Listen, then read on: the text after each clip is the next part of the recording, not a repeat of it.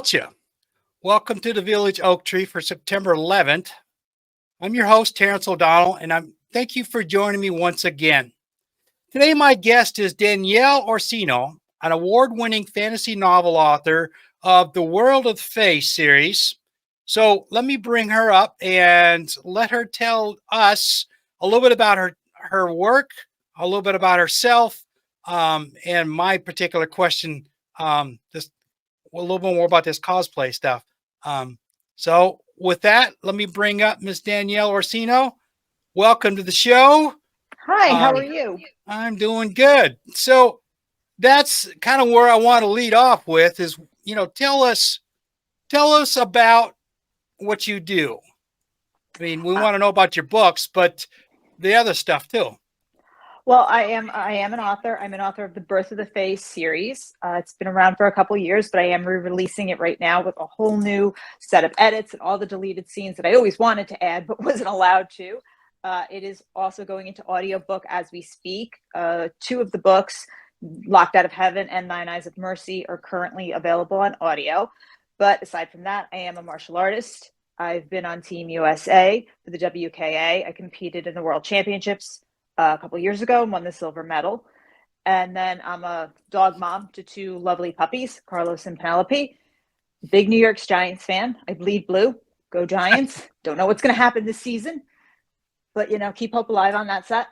And then, yes, I'm a cosplayer on top of it all. So anything else you'd like to know, I'm an open book, so to speak. Well, you know what? That pretty much is a pretty good base to start with, I'd say.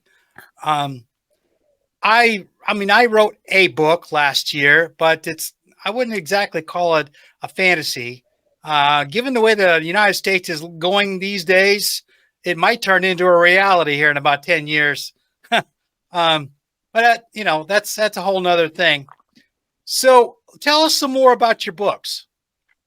My books are an origin of the Fae. Anybody who knows fairies, mermaids, dryads, that kind of thing, Mm-hmm. that's what I do is I give them an origin story, because when I read a lot of these type of books, it was just that these ethereal creatures just existed. There was never a reason for them being here. It was always just they were here. Mm-hmm. So my books actually give the origin story of them. In my case, they were angels that were locked out of heaven after the war with Lucifer. They just could not go home. They don't know why. And they become the polytheistic gods and goddesses throughout human history. They are the Roman gods and goddesses, Egyptian, you name it, they are it. And they receive human worship, and that gives them power, but they are called the Fae. In my case, Fae is an acronym for the Fellowship Aegis of Earth, the Defenders of Earth. They defend nature, the flora, fauna, you name it, that's what they do. And they kind of play in the shadows of humanity. They have deals with the European royalty throughout history, up to the CIA, which is volume 2, Birth of a Succubus, coming out in 2025. So this group, this faction has kind of played and maybe altered certain things. So there's a lot of alternative history. And I kind of just played in the sense of this idea of these creatures trying to survive and find a new identity, which I think we can all kind of relate to. We've lost a job and that's been our whole identity. And then all of a sudden we don't have it. What do we do? And in this case, that's what happened with these angels. I have the virtue angels who were sent here to get the planet ready. So they're nature. And then I have the power brigade, who are the actual foot soldiers of the archangels. So they're two different sets, and they don't have jobs anymore. So they have to find their own identities, and that follows them throughout history. Huh. That sounds pretty interesting. I'll have to go check that out because I've been an avid science fiction reader or fantasy reader since I was a little kid, and that's saying a lot. I grew up in the days of Isaac Asimov and all the other greats from the 50s and 60s, and kind of went through the years through that. But yeah, that's pretty interesting. I'm gonna have to Thank go you. check that out. Yeah, it's on Um, audiobook, which was big for me to do an audiobook. It's by Skyboat Media, and I have two narrators, which I really love. I have a male and a female, hmm, which I think is adds a little something to the book. But okay. in my case, I did a lot of research on dragons, because I hated when you read about dragons, fire breathers, and it's just like, oh, they breathe fire, that's it. So I worked with my vet, Dr. Gil Stancione, and then I worked with a physics professor a mechanical engineer professor, and we made sure the dragons could actually do what I say they can do. So I Huh. built their digestive systems first to give them their oral defenses. So they're bacteria based. And then we went for flight and things like that. So they're not the size of 747s. They're smaller. I don't want to get busted for anything. I kind of joke that if I was on Mythbusters, I'd be plausible, not confirmed, but plausible. So we did a lot of work, and I added that sci-fi element in the sense of doing the research. I was a nurse before, so I added like more physiology and anatomy to Okay. really figure out the dragons, because I wanted to give it that feel of reality. So we Oh, really worked on that. And that's where I pulled in a lot of the sci-fi people who were like, okay, I get it. They're actual dragons. And then I right. worked with a great illustrator, Pandy Van, to bring them to life. Well, that's pretty good. Yeah, I don't have such lofty ideals as far as that goes. I wrote the book. Um, I had a friend of mine out in Arizona. She's a retired editor. So I let her do the editing for me. And then, it took several months running back and forth with that. Then I went and, somebody said, well, if you want to make this go, you've got to get a really good book cover going.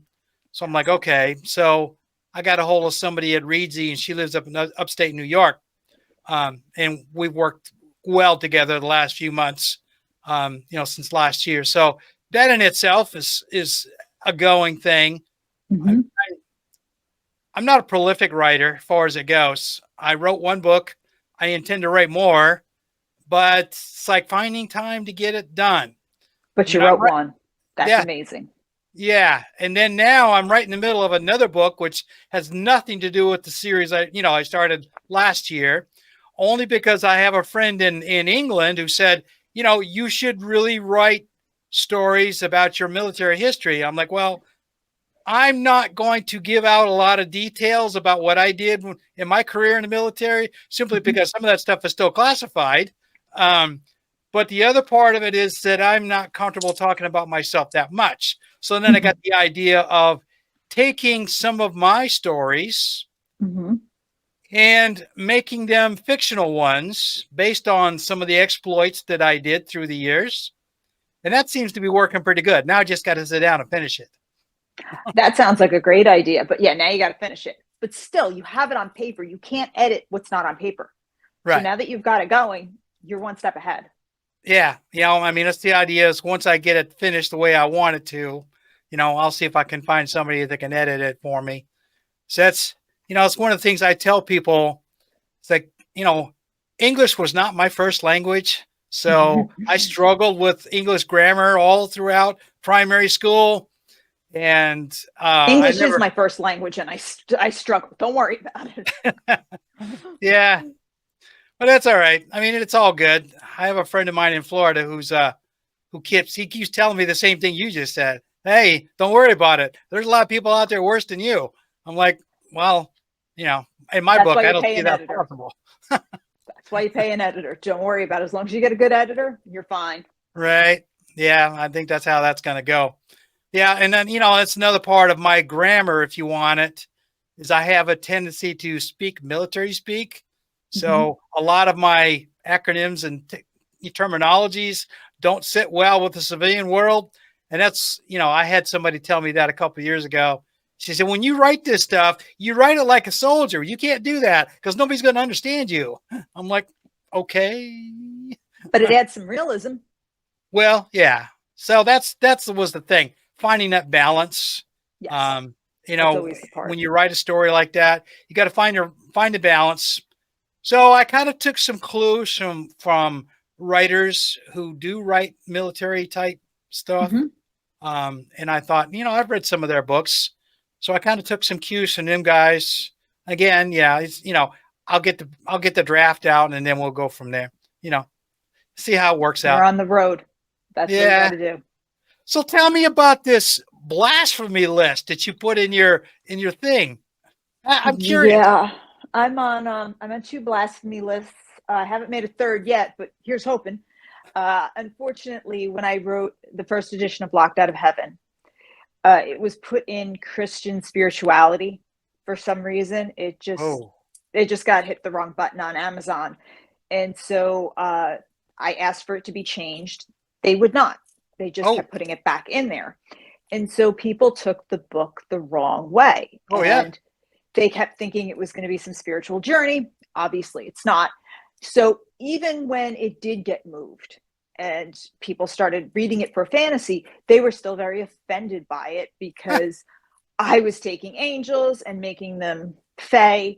And I was using some, how can I put this, biblical events Yeah. and making them fae events. So humans interpreted them differently. Mm-hmm. And so one sea that was parted was actually a fae battle that the humans came across. So the humans saw it one way, it was actually something that was happening with the fae, and some people did not like that. Once again, it's a fantasy book. I'm not saying this is what went down.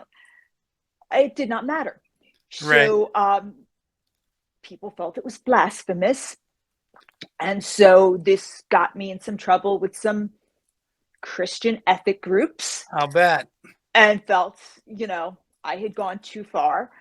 And so they put me on some lists. And then another group was trying to petition the Vatican to pull the book. It Wow. never got that far. They were trying to put a video up. YouTube stopped them. I think the video up was, like I said, for all of 30 seconds before YouTube stepped in. It was Right. like, no. But every now and then, this whole problem resurfaces, and I've gotten death threats. I've gotten people asking me for my home address because they want to send me pamphlets to Ooh. get my relationship with God better. And now I just turn around and tell them, Lucifer has not told me what realm of hell we will be living in once we're married. As soon as he does, I will totally let you know, but we're registered at Bed Bath & Beyond. Please send towels. I just kind of make a joke of it now because Right. it's just gotten to that point where I'm like, it's a fantasy novel, guys. Like, I never said this is what happened. But now I joke to them and I'm like, you're still on book 1. Wait till you get to book 4. Then I really let everybody have it. Because I'm an equal opportunity offender now. It was a joke. Not a joke, but this is what I took from it. I did a lot of research. There were actually virtue angels. There was obviously never a power brigade angel. I made that up. But I did do research, and people really did not like that I actually did the research. I thought that would have calmed everybody down. Like, hey, Nah. that made it worse for some reason. Yeah. I don't know why. They really didn't like that. And so, yeah, I've had groups called like the Guns of God actually take a picture of a gun. And I don't know. So if you're a member of the Guns of God and you're like, hey, we didn't do that, someone else did it, I'm sorry. But, take a picture of it with a date underneath it. And I've had to report it to Instagram and be like, hey, this is crossing a line. Like, you can say I'm this or I'm a heretic and all this stuff. I don't mind. But like, once you start saying you're going to do something, I'm like, I've had people outside my home, Wow. following me, taking pictures. And, some of them have had they've actually had their group on their car. So I know who they are and they've tailed me. And I'm like, look, I'm just going to say that's not the smartest thing to do. Right. But, I kind of joke with them and I say, okay, if you're this group and you believe in the Bible and everything, and once again, I'm not saying I don't or do, I don't think God is sitting up on a cloud, golf clapping, going, yeah, you go get that little redheaded author, guys. Good job. I think that's kind of against everything he's teaching. I don't think he's worried about me. I think there's other things in the world. Right. I don't think, harassing me is part of the 10 Commandments and the teaching. I'm just going to say that.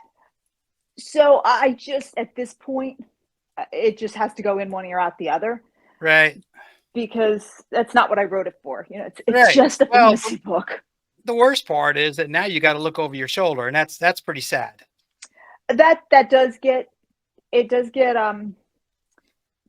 get into a state of paranoia. And I was in that state originally when this whole thing started. I was beside myself. I was crying.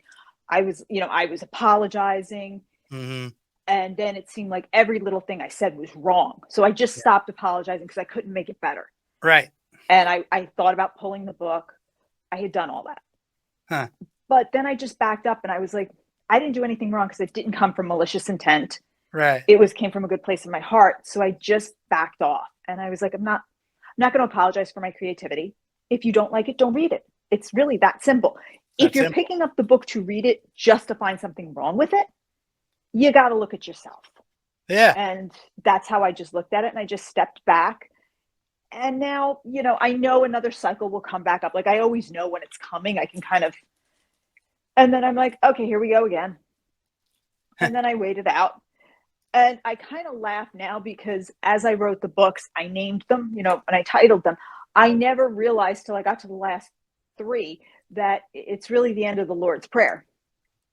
And I'm like, kingdom come, a fay is done, forgive us. I'm like, the kingdom come, thy will be done, forgive us our I'm like, oh, and I kind of laugh and I'm like, have you guys figured that part out? Because you can yell at me for that. I'm like, you're still on book 1. I'm like, Yeah. read the titles. And I just laugh at them because I'm like, you haven't gotten that far yet? I'm like, okay, you're still hung up on that. We still got a ways to go. I'm going to be on this list for a while. So I'm like, it's okay.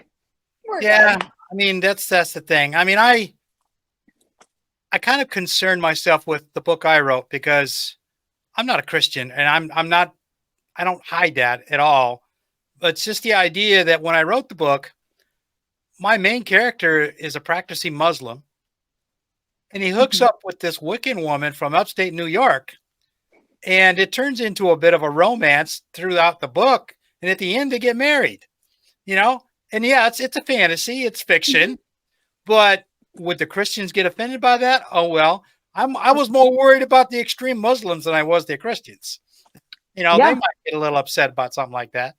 Yeah, it's scary when you have to think about that. But I look at it now. I was raised Catholic. My father is very Catholic. Hmm. They're practicing. I just look at it as there was no malicious intent. Right. So however you take it, you take it. If you're going to get upset about a fantasy book with everything that's going on in the world, Yeah. oh, Yeah, I know. You got other bigger problems. So I just move on from it. Right. And that's the way I looked at it too. I mean, I haven't gotten any feedback, but then I haven't had that many people read it. And so, I take it for what it's worth. But still, it's too bad that folks who want to do the right thing and just write a book for people to enjoy got to endure all this silly stuff. Yeah, there's a certain amount of censorship and cancel culture that I think has taken over creativity, where you have to be so careful of Yeah. what you're doing because everybody can get offended, and you just have to stop and say, it's still, you're just creating. If you're not, I'm not spreading hate in my case, and there's a lot of people out there that are not spreading hate but are still Right. concerned about this, and I think that's when you kind of have to step back and say, at what point have we gone too far? There's an extreme on both sides. Yeah. Where you go too crazy with speaking your mind and then you go too crazy with keeping your mouth shut. You got to find the middle. Yeah, that's exactly finding a balance. And Yeah. I'm all about balance in this world. There's Yes. not enough of it as it is. Correct. And so I'm kind of like, so let's kind of move on into cosplay. So tell us about this. I mean, first of all, for those of us who don't even know what it is, what is it? Cosplay is, as I define it, an expression of your fandom. So, for example, if you're a Wonder Woman fan, I am, I may dress as the Linda Carter version, from the television show, or I may mix it up and do a Victorian version of Wonder Woman, where maybe I have a bustled skirt, I have more of a Victorian style corset, I might wear my hair like that.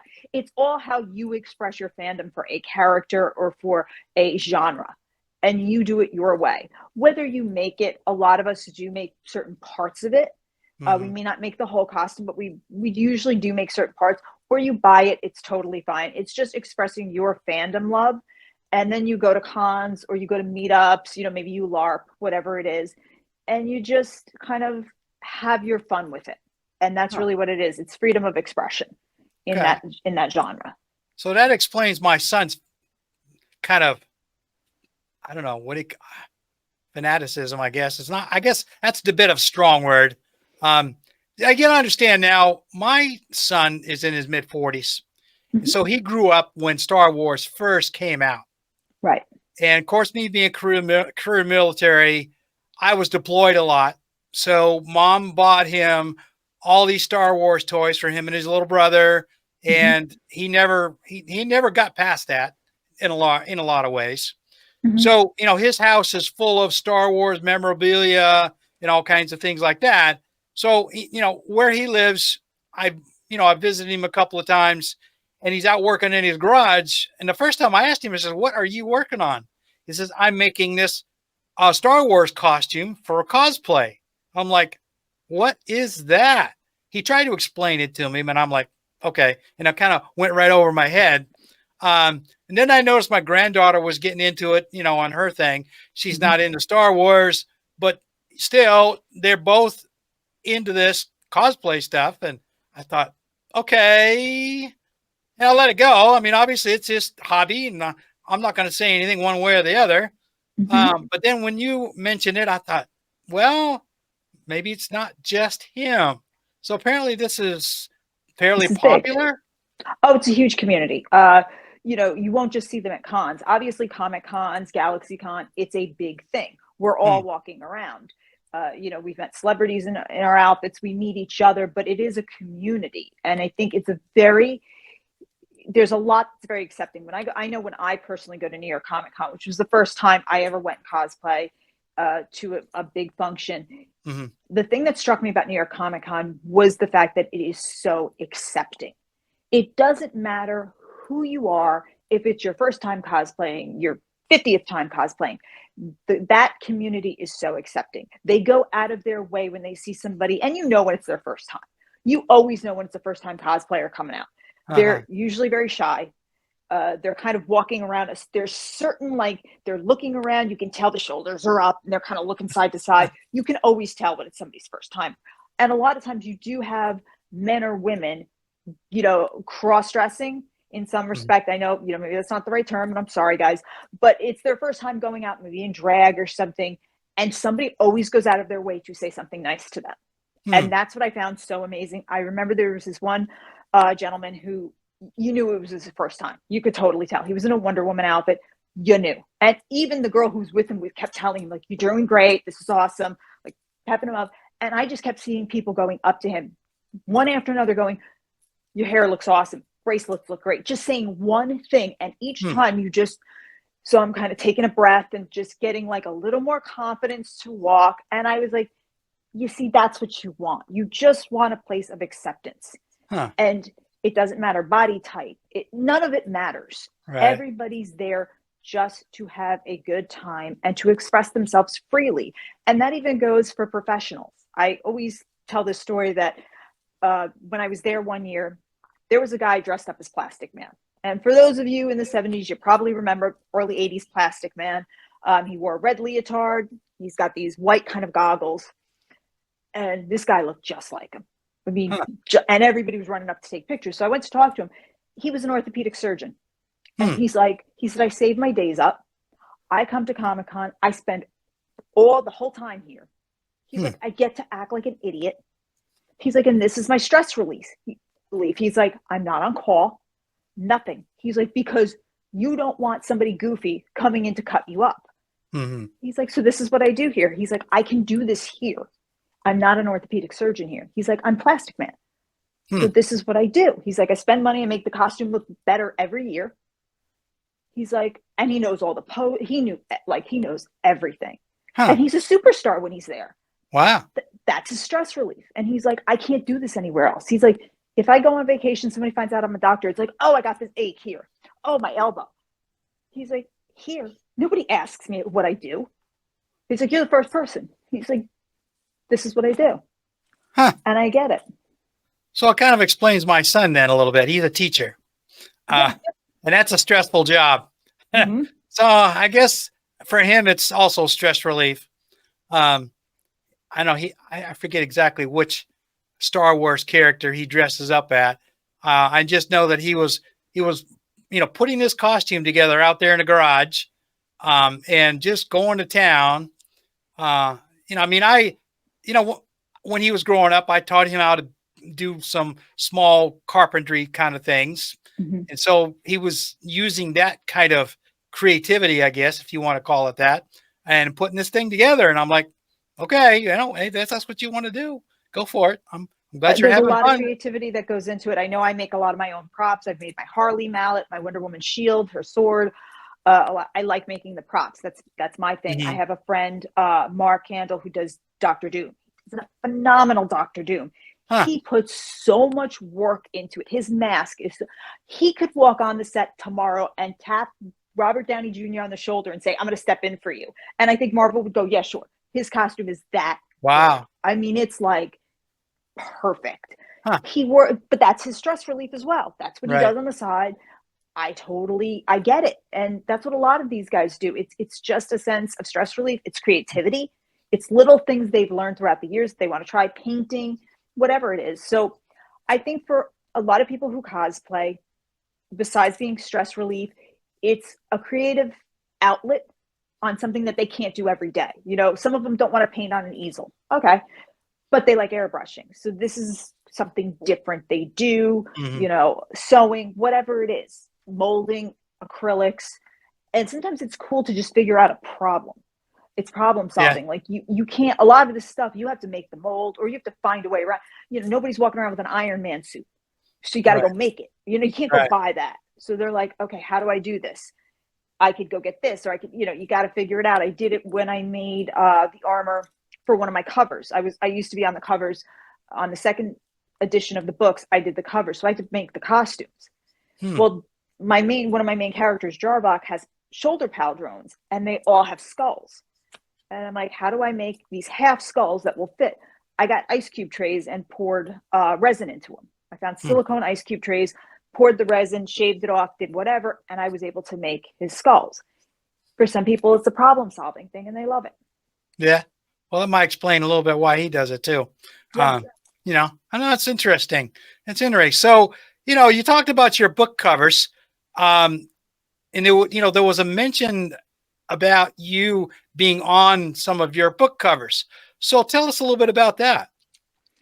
For my second edition book covers, I was on them. My publisher at the time, I'm no longer with them, but when I was with them, they had made the executive decision after seeing some of my cosplay, because I did cosplay as some of the characters initially, because I Hmm. was trying to get a feel for them. And some of them were for a magazine. They saw the pictures and they said, "What are you doing with the rest of these? Do you own them?" I said, "Yeah, I do." And they had said, "Give us 24 hours. We're going to get back to you on the cover ideas." And they came back, and the first cover of Locked Out of Heaven, they had mocked up with myself as Serena the Mermaid from one of my shoots, and they put it on the cover. And they had made that decision at that point. They were like, "This is what your covers are going to be. We're going to put you on them in cosplay." So from that point on, for the six covers, for the six books, I was on the cover. Hmm. One cover, Kingdom Come, I was with Jarvok. I had a friend who posed as Jarvok. We made everything. Hmm. His whole armor was made. Everything on the covers was made. We did some. It's all cosplay, and we did it. Yeah. So it was a lot of fun. I enjoyed it very much. We had a great time with it.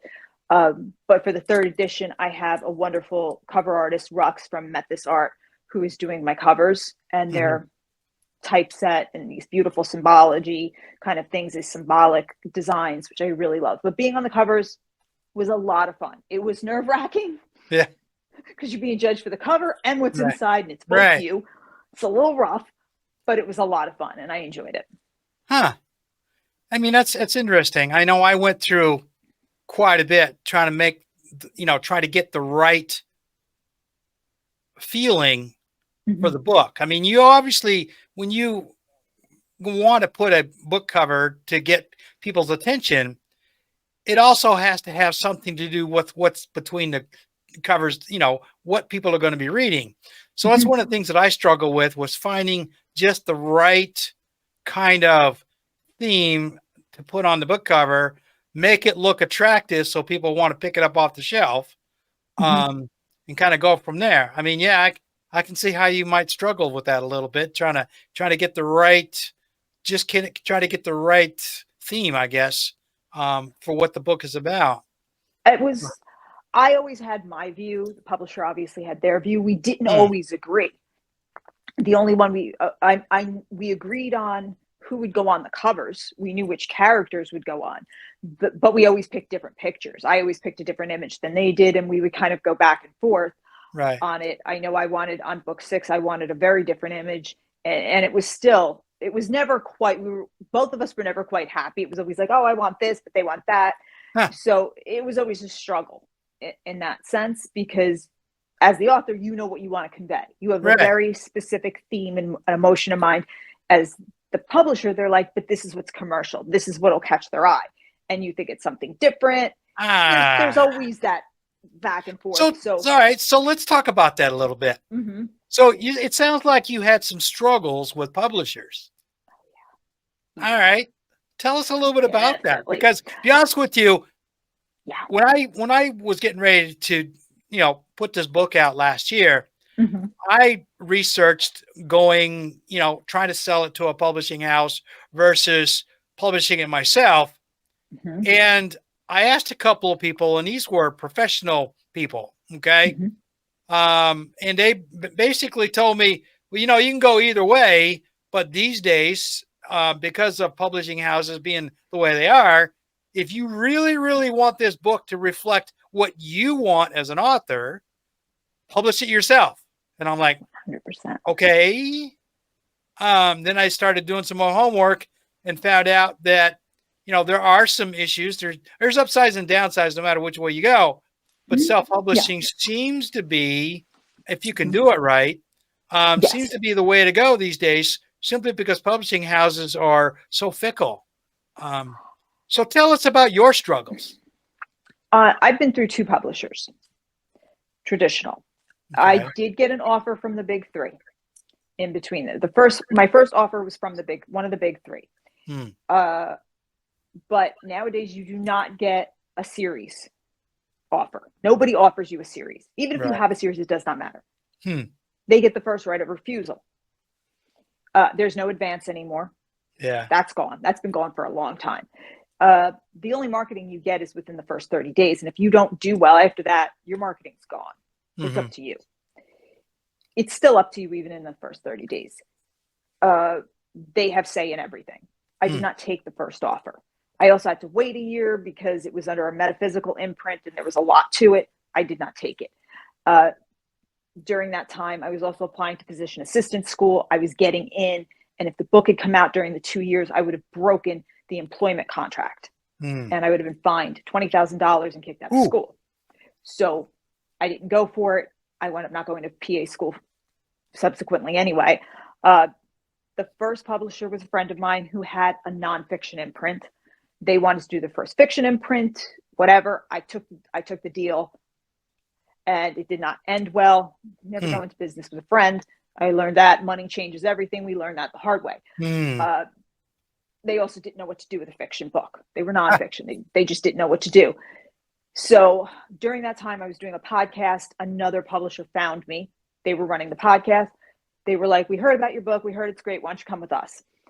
I didn't have a contract. I did tell them the first one, and they were like, yeah, it's fine.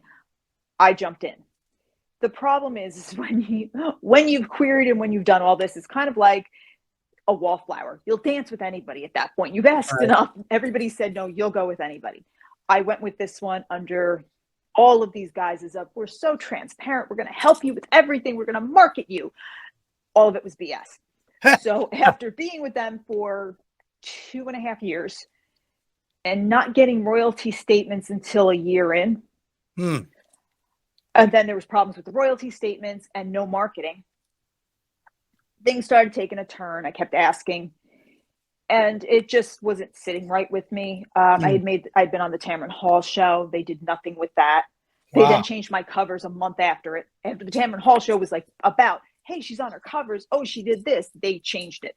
And every marketing person was like, this is suicide. What are you doing? Things just got worse. They then changed their model.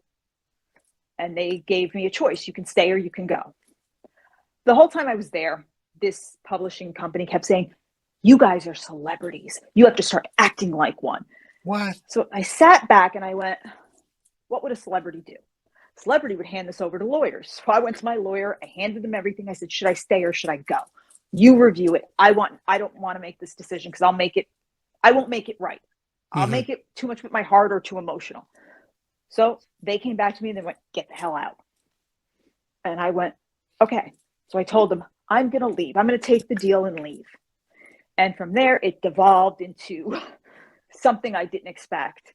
Hmm. And that's when I knew I'd made the right decision. But during my time there, I did not have as much say as I thought I did on what I put out. Wow. The editors were also authors there in the company. Oh. And I kept saying, this doesn't feel right. Yeah. Like, is this, because I had my own editor. I have a developmental editor, Cleve Barrett Smith, who's phenomenal. I had a line editor, Christina Frey. They were great. So when I gave you the book, it was done. It was clean. They put it through their editing, which I got charged for. And there would be these debates. It's just supposed to be a line edit over. I have a scene in one of the books where one of the Fae dresses as a demon or glamours herself to be a demon because she's dealing with people. And so I had the eyelid go up just because I thought, that's cool. It's a demon. Like, I don't want them to blink normally. It was a whole debate with this editor over demons don't blink like this. Eyelids don't work. And finally I was like, do you know a demon? Because if you do, we have a whole other issue going on here. Right. I'm like, have you gotten that up close with the demon? Because we got to talk here, honey. And it just kept going on about the eyelid. And I'm like, but you misspelled the word the above it. You spelled it T-E-H. You're worried about the demon eyelid, but you missed the spelling above it. And it was things like that where in one of the books, I have a baby swan. It turned into a baby swan is called a gosling. I'm like, okay, you should really call it a gosling. I said, when I hear Gosling, I don't know about you, but I think of Ryan Gosling. That's who I think of automatically. It takes place in Tudor England.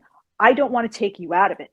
So if I say Gosling, my head is at Ryan Gosling. I'm already thinking about him. I'm thinking about The Notebook. I'm thinking about every movie that man's done. And it doesn't matter where you are right now. That's what I'm thinking. So I said, I'm not putting that word in. And there were debates like this that kept happening. And I'm like, can you just line edit the book? Just line edit the book. And that's what it turned into that. So when I left after a bit of a struggle, at that point I had offers from others to say, come with us. We'll do the book any way you want. I'm like, no, I'm going to redo it my way. Right. I'm sticking. I'm just going with me. I'm betting on red. Never mind. Yeah. I'm doing this my way. I'm going back to the audiobook company that I started with, which was Skyboat Media. I'm releasing them all in audio. And now I'm going to take my time, re-edit them all. And then I found mistake after mistake from them. And I'm going to put the chapters back in that they didn't want. And give everybody the book that I wanted to put out always. Yeah. Which are these now. Now I can honestly say the third edition of Locked Out of Heaven is what I always wanted. With the prologue, with there's a chapter called Destiny, Thy Name is Los, which is about Jarvok's little dragon Los, based on my Yorkie Carlos and where he came from. Those are all the pieces I always wanted, but I wasn't able to. So I'm very happy being self-published. I had to do the work anyway. I never received marketing. So if I'm doing the work, why not get paid when I was only making 15 cents a book? Wow. 15 cents a book. Ooh. And then I had to pay for returns. So if you bought a hardback and decided, I'm returning this, which a lot of people do, they read it and return it because they think Amazon's a library. I got charged. Yeah. But I got charged $8. I made 15 cents. You charged me $8 to return it. Do you see where that doesn't match up? Yeah, there's something seriously wrong with the math there. Yeah. So we jetted on that. And I have to say, whatever happens now, it's on me. And I'm happier that way. I don't tell anybody not to sign with with a publishing house. All I say is talk to a lawyer who deals in IP and contracts. Get a friend. I know it's going to cost you money. I totally get it, guys. But really, get a lawyer. And if it doesn't look right and they're not willing to make changes, walk. Yeah. It wasn't meant to be. Yeah. I mean, I read a lot of really negative stuff online. I read some stuff through Reedsy, and they all basically told me the same thing, that these days with publishing houses being just flooded with people wanted to have them publish their books and all this kind of stuff, that, your chances of getting in were pretty slim. And then, like your story, once you do get in, they trash you really bad. So it's like, why would I even bother? Here's what it is. They try to make it seem like everybody's trying to get in. And don't get me wrong, there are a lot of people who want to be published, but you're the ones who are paying the publishing company's bills. You're keeping their lights on, not the other way around. Right. You are. Without you, they have no content. And that's what gets lost with the authors, because we're made to feel like they can find anybody. There's a million of you out there. Yeah, but without us, you don't have a publishing house. So the balance of power, it's really uneven. We're just made to feel like there's so many of us and we can be replaced. No, because your story is not going to be told the same from anybody else's. Anybody else can say, I'm going to tell his story. Okay, but you're going to write it differently, and he's going to write it differently, and she's going to write it differently. Right. So I think the authors in general have to start coming together, because there's no protection for us. There is no union for authors. Yes, there's a writers' union for television, for movies. Right. But the authors have no protection. We have no IP protection in that sense. Because in my case, my old publishing house did copyright the books under me. But my books were already copyrighted, because the first one, it was done under me as well. But a lot of times they're not, and they don't know that.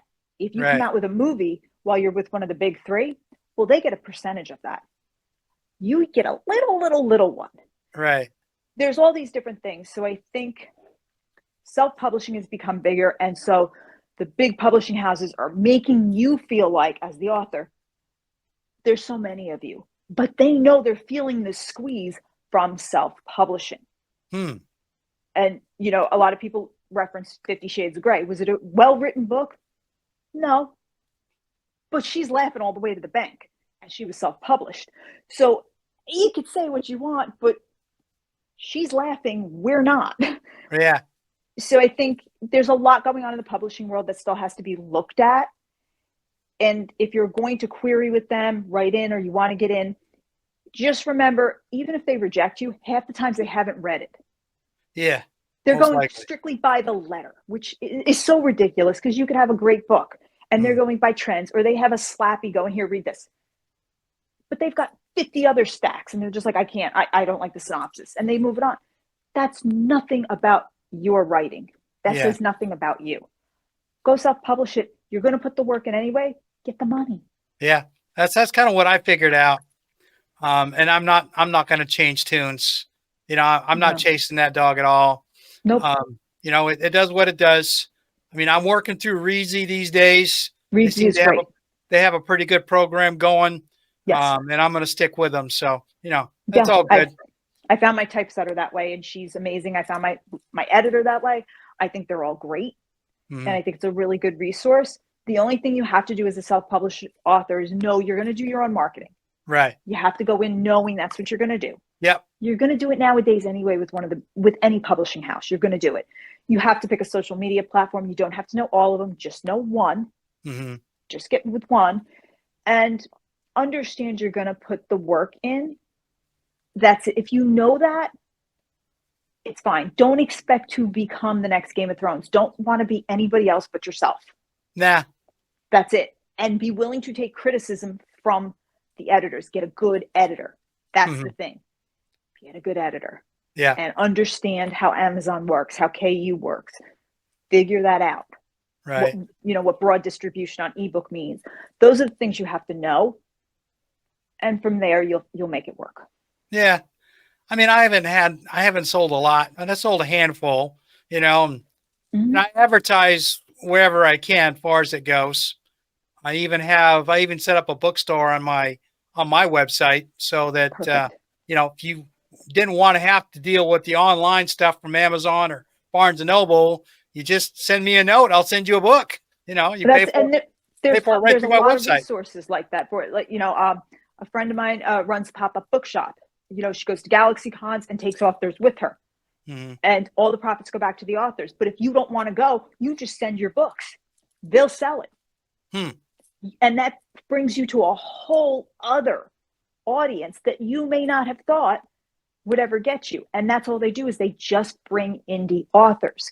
Right. And I have seen indie authors blow up Huh. who now have reviews they never thought they'd have, where they're getting picked up on Book Talk and things like that because of this. So there is an indie support system. You just have to find it and be willing to take some of those chances. Hey, I'm all about that. I'm, Yep. you know, I've been risking my life risking myself all my life. So what's a book to risk?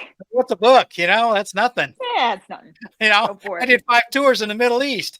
Then this is nothing. Yeah, this is nothing. Try a GalaxyCon. You'll be fine. Oh yeah, no. Yeah, me and crowds don't get along so well, but that's all right though. That's okay. You just send the book. That's the best part. You don't have to go. You send the book, and that's because a lot of authors were introverts. We don't want to go. So you send the book, and there it is. That's why I think there's a lot to be said for the writing community that is trying to come together, because we do realize that. You know, it's like, you don't, the big three and those publishing houses that are making you feel like you need them. It's like, well, maybe I don't, but I need the author next to me. Right. And they need that, it's about that community more. Interesting. Well, you know what? That's a really good perspective. I mean, it helps me out a little bit more. I learned a lot. I'm sure there's a lot of other people out there that, whether they're writing books or not, it does open up some eyes on the publishing world. Because, I mean, we've always had this mythology of these big publishing houses being how they are and how they rule the world and so on and so forth. And it's good to know that they're not so good as they thought they are.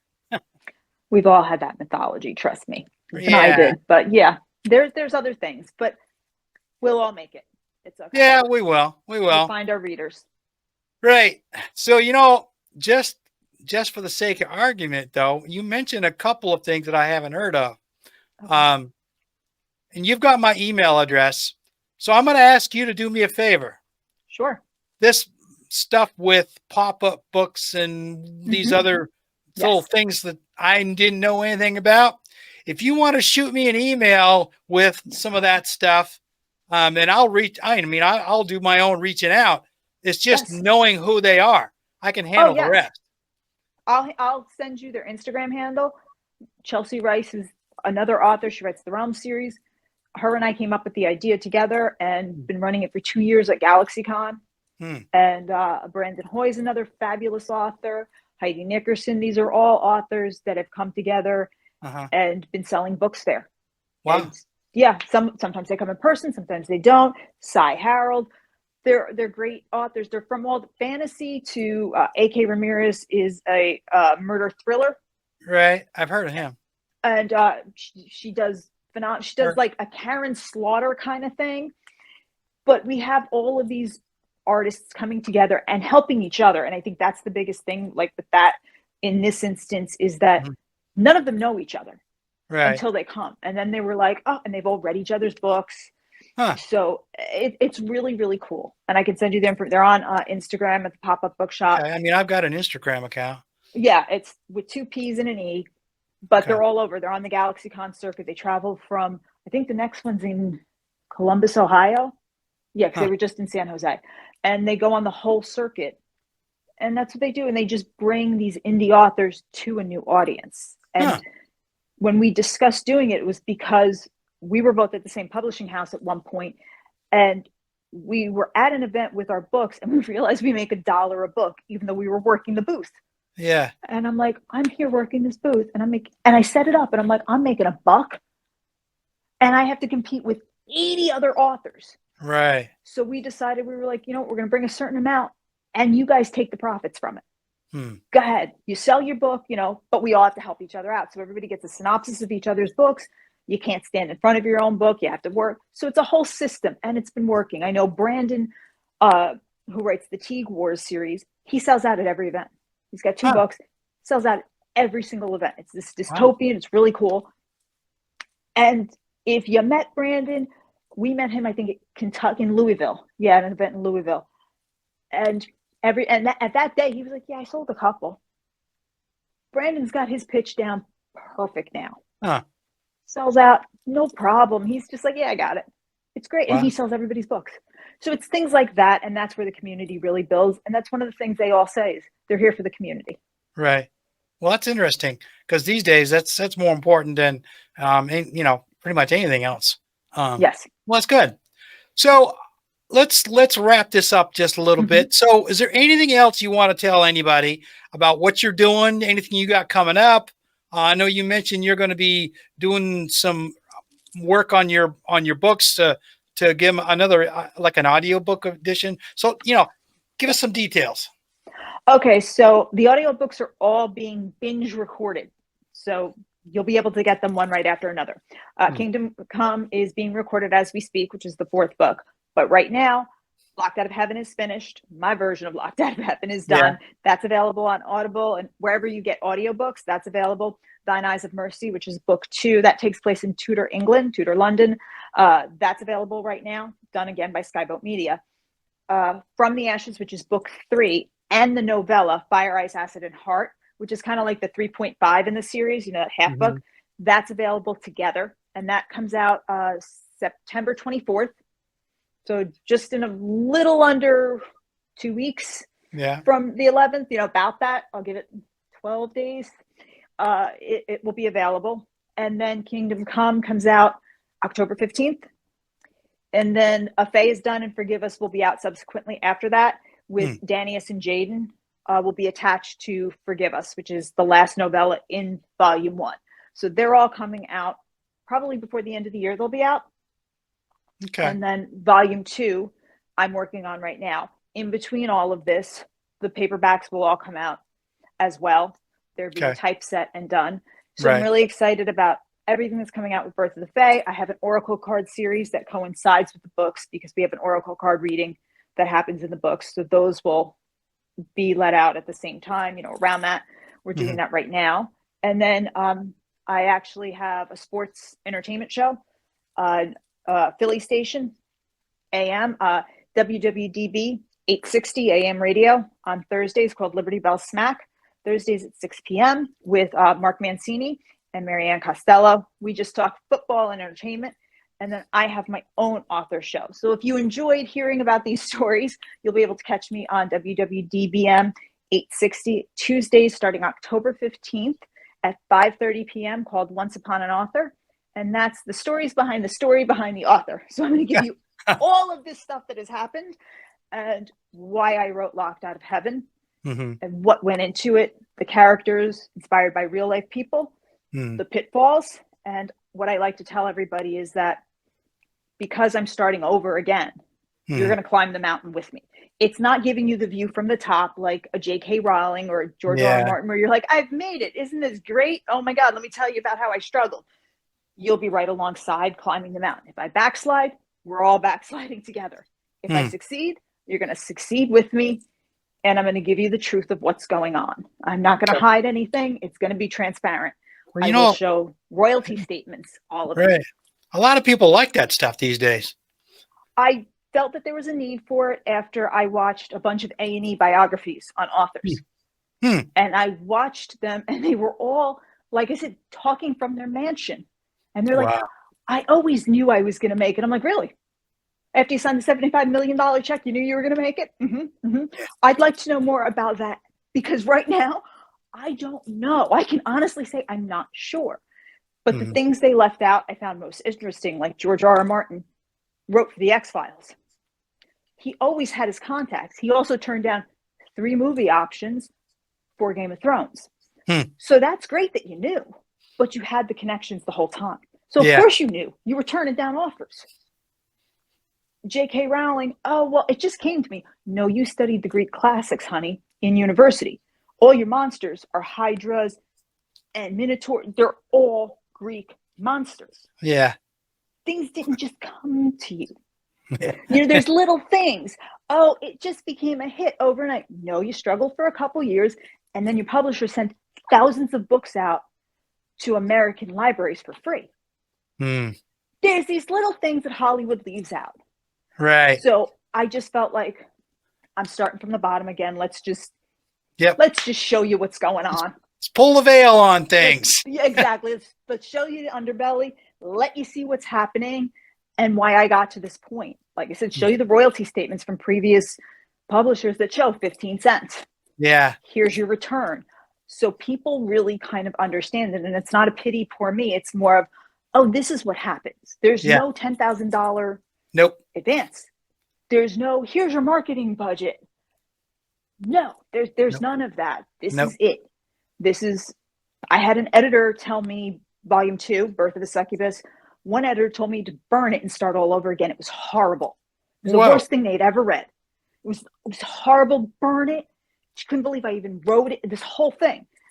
The next editor, who is a best-selling New York Times author, said, "This is your Hollywood moment. It's great." Huh. And I'm staring at both of them going, okay. Like, Yeah. so it's just the things that have happened. I just want to share because I know there are writers and even just regular people out there trying to change paths. Mm-hmm. And it's like, well, here you go. I did it. Right. I'm changing. I can't tell you it's going great, but you can come with me and we can see. Yeah. Sometimes that draws in readers just by doing that. It's just honesty, because I think everybody says they're honest, and then you watch a reality show and you're like, this is totally exactly. When it comes to money, reality. There's no such thing as honesty. Not really. Yeah, so that's all this is. It's just a matter of, like I said, I'm going to tell you, my best friend screwed me over of 20 years, took my money and ran on the first book. I'll show you the emails if you want. It's just, here it is. Right. Take it or leave it. But if it informs you in some way, we've done our job. Yeah. Yeah. Well, you know what? Sometimes that's what it's all about. Well, You know what? I want to wish you luck. I truly do. I think you've got something really great going on. I mean, a little bit more than what I want to do, but still, I would like to get a little bit of it. I'm interested, a lot of things that we talked about today. I'm pretty interested in I'm not going to do the cosplay. I will tell you straight up. Come on. You won't see me doing any costumes, but some of the other stuff though sounds really interesting. And I'd kind of like to know more, truthfully. You got it. No problem. Okay. We'll kind of go from there. Yeah. But if you don't mind, we'll kind of stay in touch a little bit here and there. I would love it. Your radio, this is a radio station in Philly you talked about, right? Yes. Yep. WDBN. Okay. So that'd be interesting to kind of figure out how to tune into that a little bit. You can actually go right to their website every week. It'll be streamed live and it'll be on Facebook. So yes. Okay. Watch it or you can listen to it. Okay. Well, there you go. Well, that works. All right, then. Well, listen, I'm going to say goodbye to you. I really had a really great discussion with you. Thank you so much. Okay. I look forward to talking to you again someday. See how you're making out. Anytime. Okay. Well, with that, I do. All right. And we'll talk to you later. So let me close it out. You got it. All right. So that was a really interesting hour. I really appreciate Miss Danielle from showing up and showing the light on a lot of this stuff that we all thought about publishing houses, which obviously are not true. So if you're an aspiring author and you want to write a book, I strongly suggest that you tune into this and maybe kind of rethink what you've been thinking here. I know I did. I learned a little bit last year, but this opened my eyes even more. So it's going to help me out going forward. So with that, I'll say goodbye and I appreciate you coming by, and I'll talk to you again next week. Sláinte. While I still have your attention, I want to tell you about how you can support this podcast and my efforts in general. This podcast will continue to remain free to subscribe to on all the major mobile podcast apps, on my YouTube channel, Krana Biha, and for the first 30 days on my Substack page, Krana Biha, the Tree of Life at Substack.com. With that in mind, I'm asking for donations of any amount. I decided that I would rather ask for donations instead of charging subscriptions, so everyone has an opportunity to watch or listen to this podcast everywhere in the world. All I'm asking for is help in defraying the cost to produce and distribute this podcast and maintain my website. I've set up a donation tab on the Village Oak Tree webpage at rss.com and a donation page on my website at www.kranabiha.com, which are all linked to PayPal for your security. This way you can use any currency you wish from around the world, providing PayPal is available to you. Any amount's appreciated. Now, about my website. The easiest way to find it is to copy it from the background behind me if you're watching this video. If you're listening to an audio version, copy the website name from the podcast logo shown. Search for it and enjoy your visit. Lastly, I'm trying to sell some copies of my book, Fugitives in the New United States, which can be found at major book retailers around the world, such as Amazon, Barnes & Noble, and Lulu. You can also buy from me direct through the bookstore page on my website. Fugitives in the New United States is available in hardcover, paperback, and digital form. Free if you're a Kindle subscriber. It's written for young adults and older, so it's safe.